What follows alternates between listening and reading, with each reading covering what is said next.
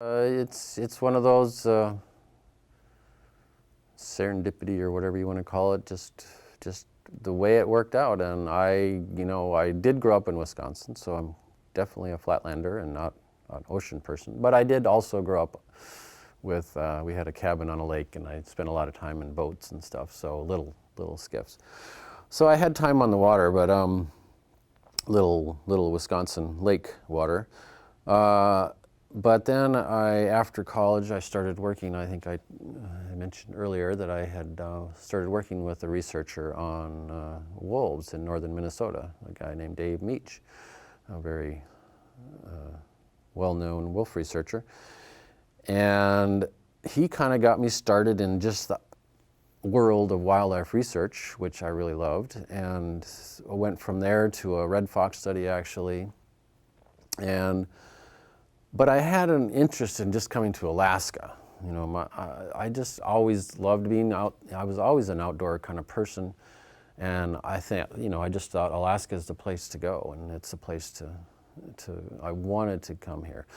So even before I'd ever been here, I had just decided I wanted to go to Alaska. And in my work with red foxes, actually, I worked with a guy who knew a researcher here at the Alaska Science Center that worked on Arctic fox. And of course, that maybe would have made more sense based on my background. That's what I should have been doing, maybe.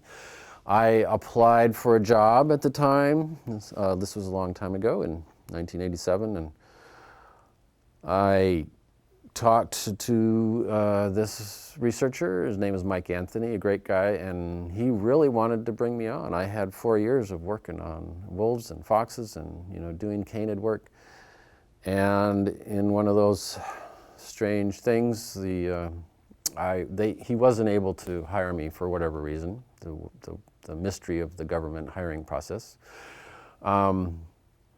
But his next door neighbor in the center, his office neighbor, a guy named Tony DeGange, somehow when he got to the point where he told me, "I can't hire you, I'm afraid, I'm sorry, I don't know why," but he couldn't do it.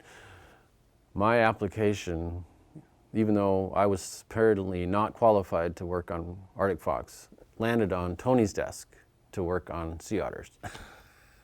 On the ocean. And Tony saw my application there and had known that he must have recognized the name from I'd been talking to his neighbor there in the office, and he called me and said, "Hey, do you want to work on sea otters?" And I'm like, "Sure, I would love it." So I went, actually at the time, from kind of this feeling of great defeat. I mean, I'd gotten the call from Mike that said, "Sorry, I just can't pick you up."